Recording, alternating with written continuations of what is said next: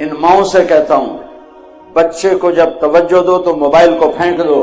इन वालिदैन से कहता हूं, बच्चे को जब बैठो मोबाइल फेंक दो।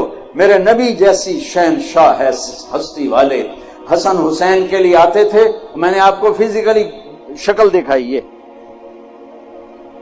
और फरमाते आओ बच्चों मेरे ऊपर बैठ जाओ। दोनों बच्चों को कमर पे बिठाकर पूरे कमरे का चक्कर लगाते, फिर यूं कहते तुम्हारा ऊंट कैसा है, तुम्हारा ऊंट कैसा है। फिर दोनों भाइयों को उतार देते और ज़ैनब को बिठा लेते, फिर उनको चक्कर लगवाते और उन तीनों से बैठ के खेलते थे।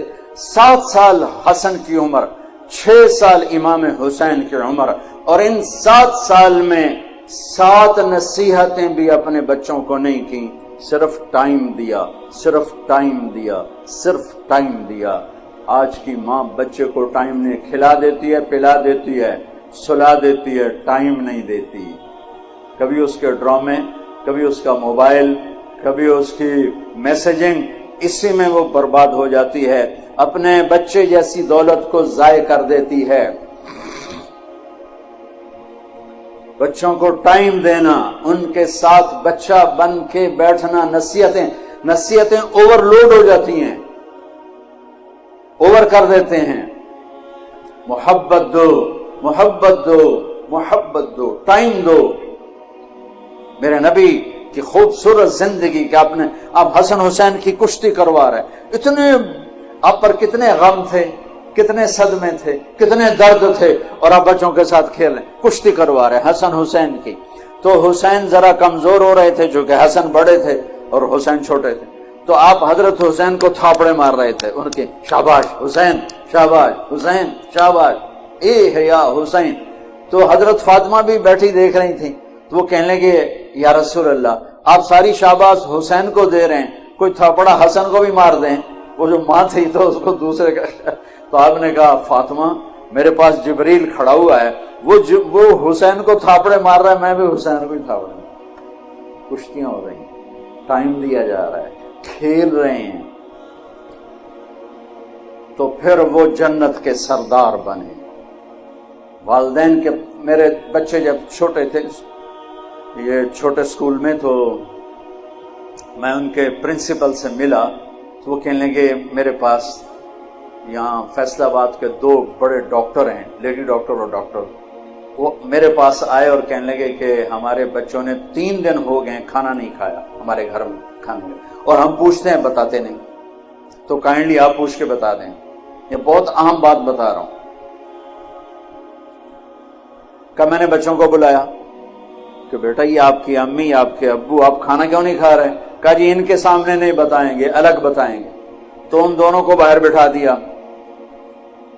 तो कहने लगे अब बताओ। कहा सर सुबह जब हम नाश्ता करते हैं तो अम्मी अब्बू सो रहे होते हैं, हम इनको देखते नहीं हैं। दोपहर को जब हम वापस आते हैं तो अम्मी अब्बू हॉस्पिटल में होते हैं, हम इनको देख नहीं पाते। शाम को जब हम खाने पर बैठते हैं तो अम्मी अब्बू क्लिनिक पर होते हैं, ये हमें नजर नहीं आते। ये हमें इतवार को नजर आते हैं, बाकी पूरा हफ्ता हमें नजर नहीं आते। तो हमने कहा जो माँ बाप हमें टाइम नहीं दे सकता, हमने उनकी रोटी भी नहीं खानी। अपनी औलाद को कीमत दो, अपनी और मेरे नबी ने इतने बड़े ओहदे पर बैठकर बच्चों को टाइम दिया। 10 साल तक बच्चे को अपना बना लो, सारी जिंदगी तुम्हारा होगा। 3 साल के बच्चे को स्कूल भेजना, वो रोता हुआ जाता है, वो रोता हुआ आता है। हमारे अब तो मैंने एक इश्तिहार पढ़ा कि हम 18 महीने एक बच्चा भी ले लेंगे, तो पोतड़े भी दोवांगे उधर, बस सिर्फ तो सानू पैसे दे दो, बाकी सारा काम हंसी करें। ये स्कूल नहीं है, मैं दुख से कहता हूं, ये कारोबारी सेंटर है। ये हमारे बच्चों के जरिए से पैसा बना रहे हैं। इस उम्र में बच्चे को मां चाहिए और बाप चाहिए। एक मां 2 बच्चे नहीं संभाल सकती और कहती है स्कूल भेजो मेरी जान छूटे। तो एक औरत जिसकी तनख्वाह भी मुश्किल से 25, 30, 40 हजार है, वो 30 बच्चों को कैसे संभालेगी? कभी सोचा आपने?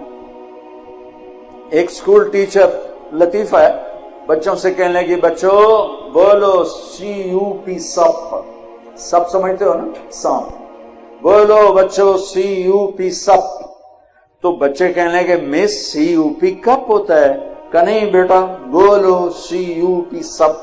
بچوں نے پھر کہا مس CUP کپ ہوتا ہے. مس نے کہا بچوں اتنی تھوڑی تنخواہ پہ CUP سب بھی رہے گا کپ نہیں. اب یہ بیوقوف مائیں جو اپنے بچے کو خود نہیں سنبھال سکتی، جسے جنا ہے 30 بچوں کو سنبھالنے والی 30,000 لینے والی سنبھالے گی؟ اپنے نبی کی زندگی پڑھو، آپس میں پیار محبت سے رہو، بچے والدین کو ٹائم دیں، والدین بچوں کو ٹائم دیں.